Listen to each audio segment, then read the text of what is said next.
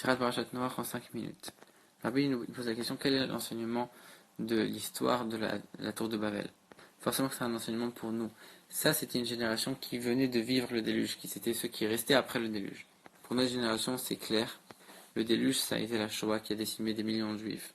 Et l'enseignement, c'est que ceux qui restent après la Shoah, ils doivent prendre l'enseignement pour ne pas recommencer la même erreur que ceux qui ont survécu au déluge et qui ont fait des erreurs.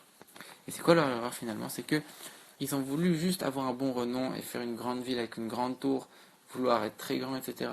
Ils étaient prêts à tout pour ça, à tous les moyens, même si c'était des moyens qui n'étaient pas bons. En vérité, comme leur but, il n'avait aucun contenu spirituel, il n'avait rien de positif, c'était que un but personnel et égoïste. Alors c'était quelque chose qui ne pouvait pas tenir, qui n'était pas bon intrinsèquement. A priori, on n'a pas l'impression que c'est une faute, mais le rabbi dit que c'est ça une faute. Qu'en vérité, à chaque fois qu'on essaye de construire quelque chose et de fonder quelque chose, et d'essayer d'avancer, et que plusieurs hommes se réunissent ensemble pour faire quelque chose, alors forcément, il faut toujours mettre un but et un fondement spirituel pour que ça puisse tenir et pour que ça puisse avoir une utilité profonde. Sinon, c'est considéré comme une faute. Alors, c'est quoi un fondement à une construction qui doit durer? C'est que dans chaque ville, on doit construire une tour. C'est comme la tour de Babel, c'est quoi une tour?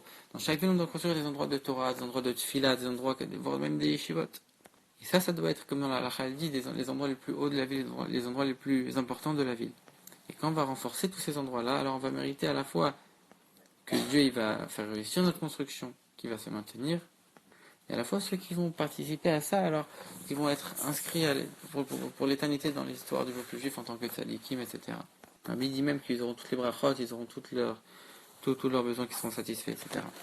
Un autre point qui n'a rien à voir dans la sikha que le Rabbi évoque, c'est qu'on voit qu'à la fin de la paracha, on parle de la naissance d'Avraham Avinu.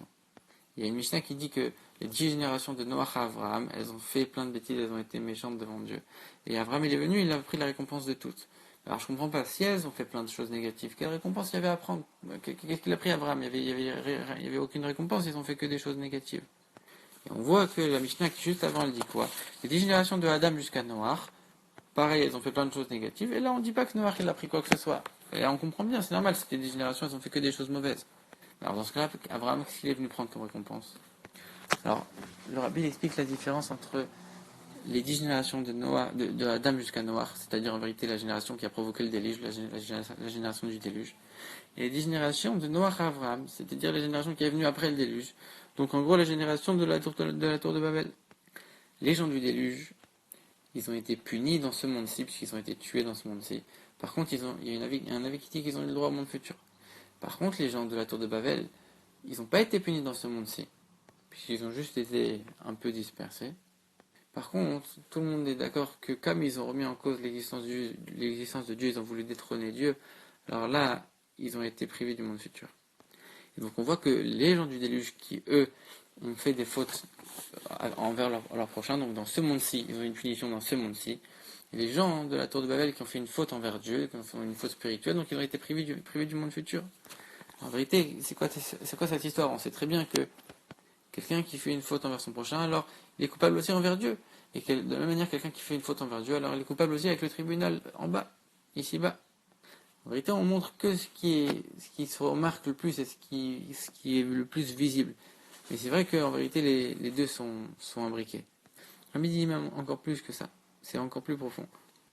On voit que quand quelqu'un il fait une faute dans ce monde-ci envers son prochain, même s'il va faire toute la tchouva, il va revenir vers Dieu, il va prier, il va passer kippour, etc. Si concrètement il n'a pas été rendre l'objet qu'il a volé, ou s'il n'a pas été s'excuser envers son prochain, alors sa tchouva elle n'est pas acceptée et elle n'est pas complète. Envers Dieu il sera complet, mais la deuxième partie qui concerne le monde, elle ne sera pas complète. Et pour ça, il faut rendre vraiment l'objet, il faut pardonner, il faut se faire pardonner. Et même si l'autre il habite à l'autre bout du monde, alors tu dois faire le chemin, et sinon la tchouva qui concerne ce monde-ci, elle n'est pas complète. C'est pour ça que les gens du déluge, ils ont été tués parce qu'ils n'ont pas réparé leurs fautes dans ce monde-ci, ils n'ont pas été rendre ce qu'ils ont volé, ce qu'ils ont maltraité, etc. Alors, maintenant, on comprend qu'est-ce que la Mishnah a dit qu'Abraham il a pris la récompense des 10 générations de Noach jusqu'à Abraham. Parce que comme c'est des générations qui ont été bonnes les unes avec les autres, elles ont fait que du bien les uns envers les autres, alors il a récupéré toutes leurs bonnes actions. Parce que comme c'était des gens qui ont fait des choses négatives envers Dieu, même s'ils ont fait plein de choses bonnes les uns envers les autres, alors toutes ces choses-là, elles sont descendues dans les forces du mal.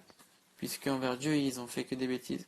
Et donc Abraham Avinu, il a récupéré toutes ces choses-là des forces du mal. En faisant quoi? En diffusant les divinités, en allant voir chacun, en étant gentil, en ayant de la bonté, et en rentrant la bonté et la divinité dans le monde.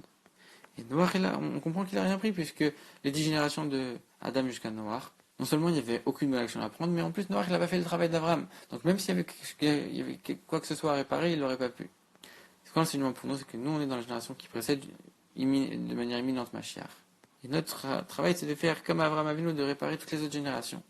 Et d'avoir la bonté d'être gentil avec chacun, d'être gentil avec chaque juif, d'essayer de le rapprocher de la Torah et de dévoiler son étincelle de judaïsme, son étincelle divine. Et par ça, on va amener Mashiach.